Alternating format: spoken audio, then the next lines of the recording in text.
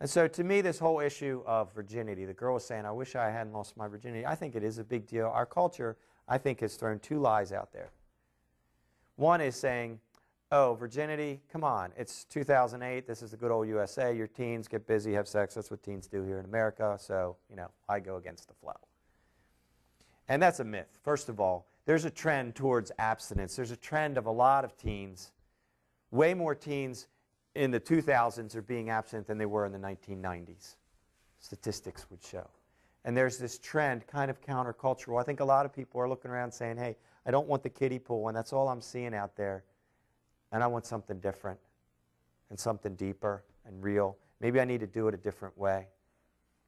So I was at a school where I had 60 ninth grade guys in a gym class.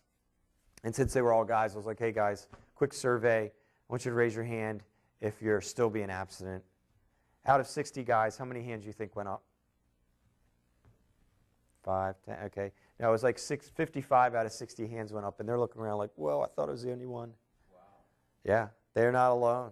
I spoke at Hereford High School last spring, and a college girl named Emily was with me, and she was sharing her thoughts on why she had remained a virgin and was planning to do so till she was married. And when I got the feedback letter from these class, the feedback letters from those students, in one class of seniors, 5 girls said kind of the same thing. Hey, I'm so glad you brought Emily to share her story, because I'm doing the same thing, but I thought I was the only one around this school that was waiting. That's pretty cool. But it also says to me that there's a lot of people maybe being abstinent, waiting, thinking they're alone, thinking they're the only one. But nobody's coming into the lunch table on a Monday, you know, and saying, hey, I got to tell you this awesome story of my incredible abstinence from this weekend. It was so amazing. I just had this most amazing, ultimate experience of non-sexuality. Let me tell you the details. Nobody's doing that, where people are talking about their parties and who got some from who and whatever. So you're not alone. But the other myth from the culture, the other lie, is to say, oh, virginity, no big deal. It's just kind of a little hurdle you go over on the way to growing up. So get over it. It's not a big deal. Here's some condoms. Try to limit the damage. And we hope you survive and make it till adulthood. But, yeah, you're teens. You're going to do that. And I think it's an insult. I think it's an insult that's saying for the adult culture looks at you all and thinks you all have no self-control, no self-respect, and we expect that you're going to give yourselves away cheaply at the risk of a disease, at the risk of a pregnancy, at the risk of a broken heart. You're going to do it anyway. So here's some condoms. Limit the damage. And I think it's an insult. And it is a big deal.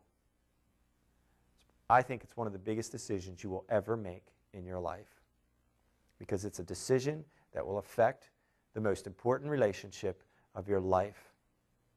Who you're going to give yourself to sexually. And again, the deepest level of human intimacy, sharing bodily fluids, maybe creating a new life. Huge decision, not just a hurdle to get past. I see it as a treasure to protect. And the reality is there are a lot of opportunities to give that away before you do meet the real deal love. So as I see it, virginity is saying, I'm going to love in advance the person who's going to love me the most for the rest of my life. I'm going to love them before I meet them. How am I going to love them? Well, you love the person who's going to love you the most by taking care of what will be the best gift that ever comes into their life, which is you. Guys, you're the best present that will walk in the life of your future love if you can stay focused and be a guy that knows what he's doing and who he is and where he's going. Wonderful gift. Girls, best gift that walks into the life of your future love. You got to take care of that gift yourself. And that will be loving your future love.